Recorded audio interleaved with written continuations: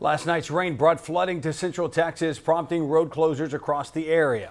And effects of the downpour are still lingering. Our Hunter Davis spent the day in Salado, where several roads are still closed after the Salado Creek swelled out of its banks.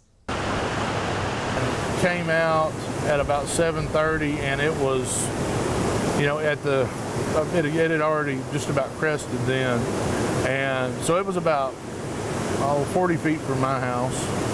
Jeff Evans has lived along the Salado Creek since 2004, and this isn't the first time he's seen water rise outside the banks.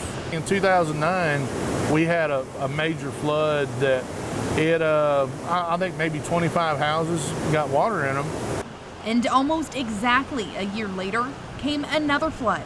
So one of my neighbors, we went in his house. There were perch and stuff in the living room, on the floor, flopping around.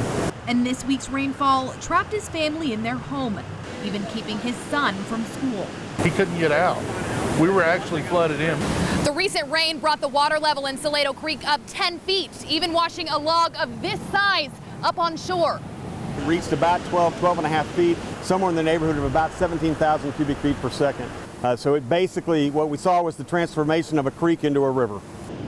Prompting the overnight closure of 10 different streets, including Main Street, where the creek swelled over a bridge. That bridge, once the waters came down, TxDOT looked at it, inspected it. In the process of cleaning it up, they found no damage caused by the floodwaters.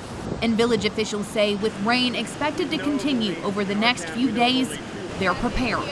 Our concern is, as saturated as things are, it's not going to take a lot more to fire it up again.